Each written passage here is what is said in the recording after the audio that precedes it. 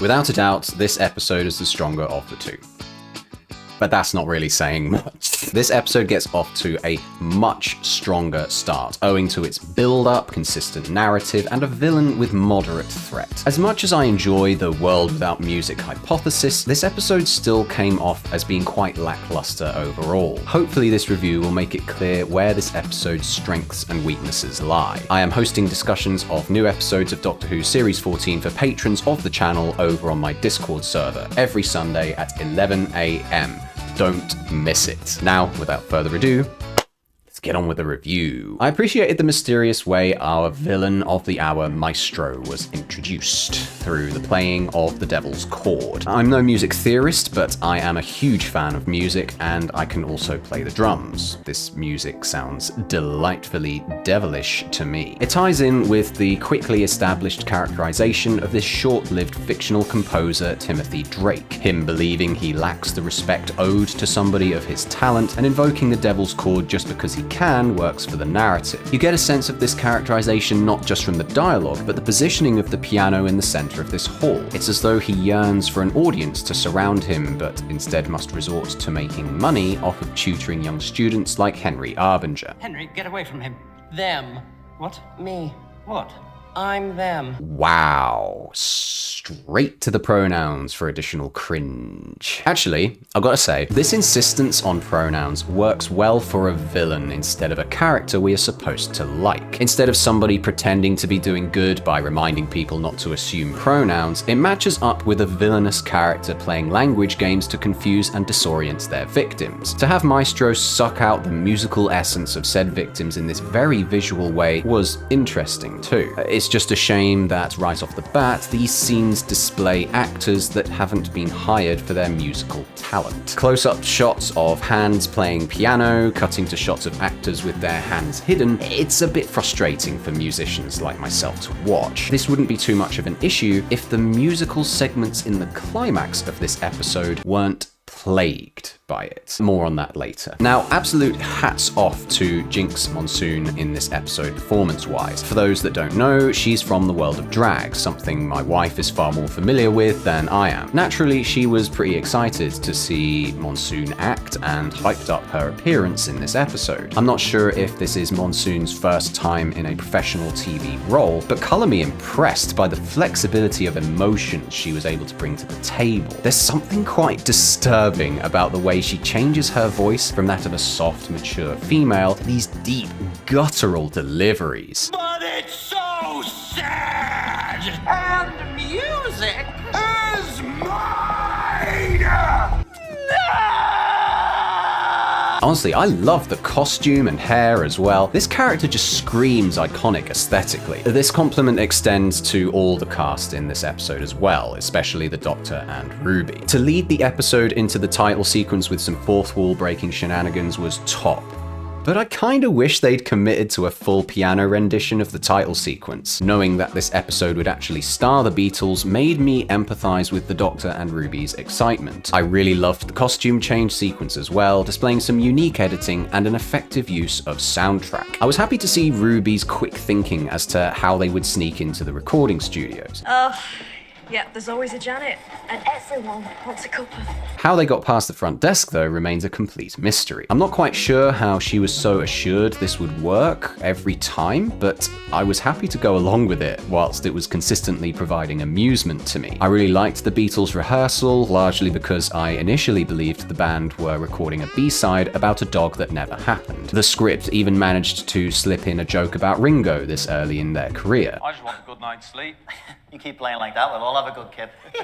As other 60s acts are shown and the pair look more concerned, I realized something was up. Even with the pair bursting in on an orchestra performing a dreary rendition of Three Blind Mice, I wouldn't imagine such an interruption would be tolerated if the music actually mattered to these people. They didn't need cups of tea to justify their barging in here either. The pair then go to a cafeteria to interrogate the Beatles as to why their songs are so crap. It was heartbreaking hearing John and Paul deride their craft, equating bad music as a get-rich-quick scheme. It's embarrassing. Singing.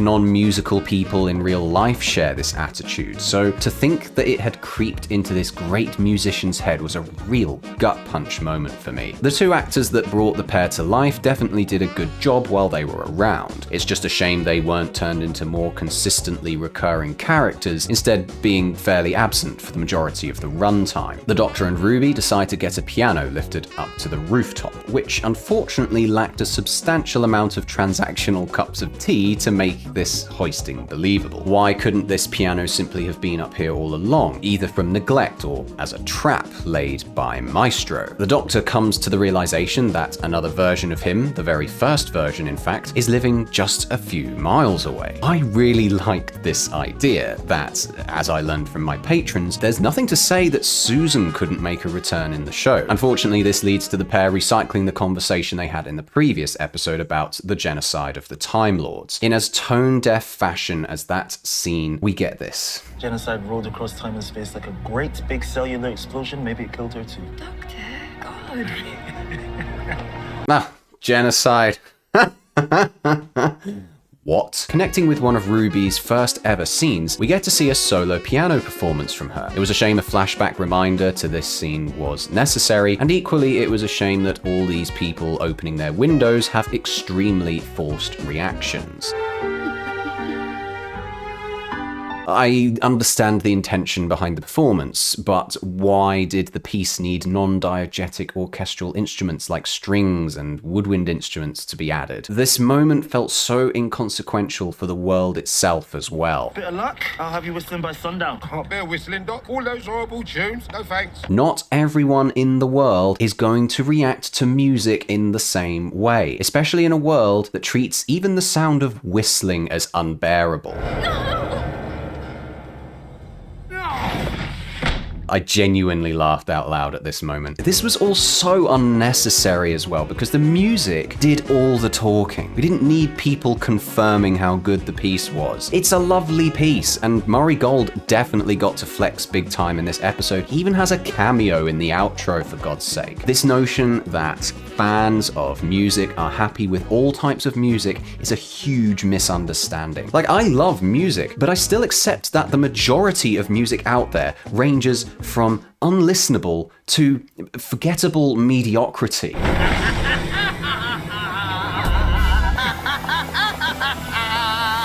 Oh, this was great stuff, actually. Loved the connection with the Toymaker, and the idea of godly entities operating within the Whoniverse is a very welcome one. The Toymaker seems to be the supreme being of this pantheon. He's not. There's plenty of discoveries to come with that. That thing must be part of the Pantheon. The Pantheon of explorers. The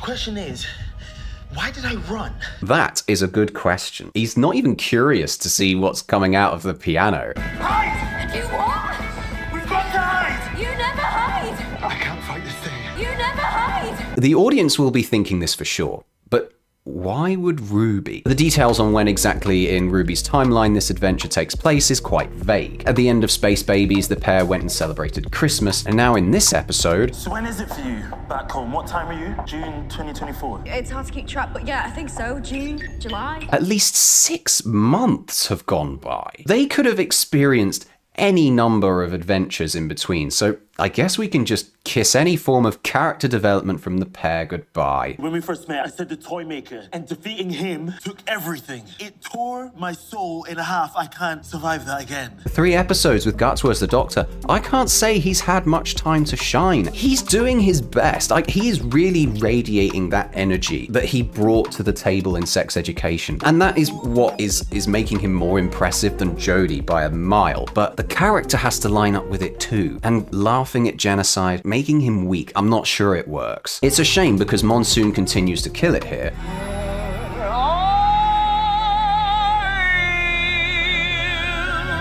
giving off serious child catcher vibes. I'm not sure what I'm meant to take from the Doctor magically silencing the world for a minute, undone by Maestro putting a tuning fork into a puddle. We don't get to see what effect this minute of silence did to the world at large, only that one of the reacting neighbors decides to play her dusty old piano. A miracle moment of convenience that results in another haphazardly put together sequence of shots. No way is this old lady, frozen in fright, going to be getting up and moving away from the reach of Maestro. This POV shot is absolutely awesome. That would have been enough for me to think, yep, she's f***ed. Instead, they cut to her stepping backwards until she's out of shot, with stock stabbing sound effects, like the sword dropping shot in Space Babies, right? This additional shot's purpose is truly lost on me. The Doctor then shows Ruby the present day, where the nukes went off because there was no music. I'm not keen on this idea that time can just be changed in an instant, Back to the Future 2 style. They pulled the same trick in Church on Ruby Road, and they're doing the same thing here. Why the Doctor felt the need to traumatize Ruby in this way, instead of confronting the problem in the 60s before it could get too powerful, I don't know. Maybe he just needed an excuse to get her close to him again. Maestro forces the pair into a black space with a piano. Once again, Monsoon's performance was on point, lined up with some great script, expressing that the sound of absence and the wind would be almost orgasmic, writhing on top of the piano. That was fantastic. I love the idea of Maestro's great symphony being a universe of sound without music. But the undoing of this villain provided a very predictable solution. Literally on my first watch when I was taking notes, the Beatles are gonna play a song and it's all gonna be okay. And that's precisely what happens. Hariyama! The pair return to the 60s, where Ruby is tied up spectacularly. Maestro forces a song out of her, except it's very obvious Millie Gibson isn't actually singing. And this is strange because we know she can actually sing, both character and actress. The only shot they could get of Millie Gibson was her inhaling. My frustration grew further when the episode decided the only thing left to do was to have a music battle.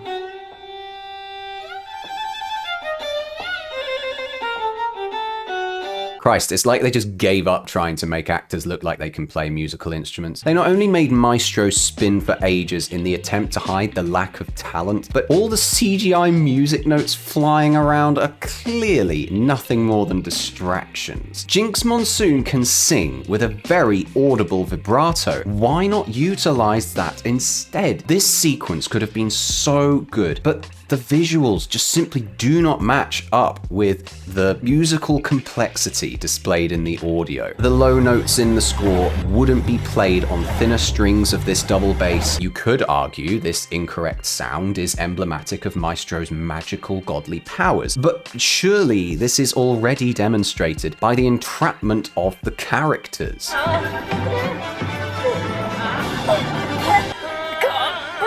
You can't breathe? You have two F-holes to breathe out of. How such creativity can be so evident from their capture and yet be stunted by such stupidity from the script. Like John and Paul just miraculously showing up and finding the piano in the corridor, like...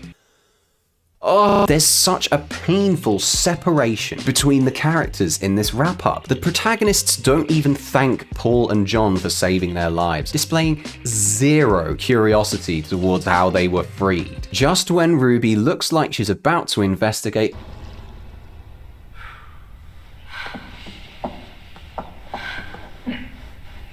No, you come here and hug me really awkwardly. Oh, we meant to be hugging now? And then...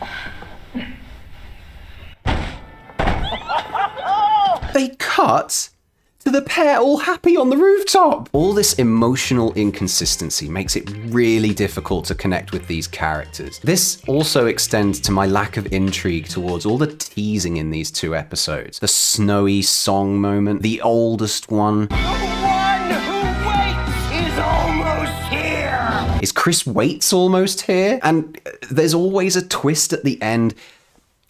It just felt like musical theatre for the sake of it. Oh, and for the sake of having a Strictly crossover.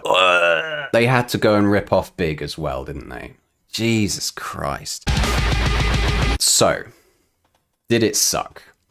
A great example of a neat idea with a really awkward execution. By the end of the episode, the story felt less like an ode to music in general and more a tribute to 60s music. And I still don't really know what this new Doctor is about, aside from the fact he's more vulnerable and can't stop reminding us he was adopted. Like, 6 months have apparently gone by with Ruby adventuring, and I don't get what her vibe is either, aside from the parent who dropped her off in 2004 is apparently a big nasty. The highlights of this episode largely revolve around Jinx Monsoon's inclusion. She just radiates talent alongside those that got her geared up with those wonderful outfits. This is another great example of an effective villain who undoes themselves with the most baffling decision to reveal their one weakness. For an episode that boasts of bringing the Beatles to life, there was a serious lack of them in this story. Most of the good this episode has to offer is in the first half, with the second failing to impress the longer it dragged on. I give The Devil's Chord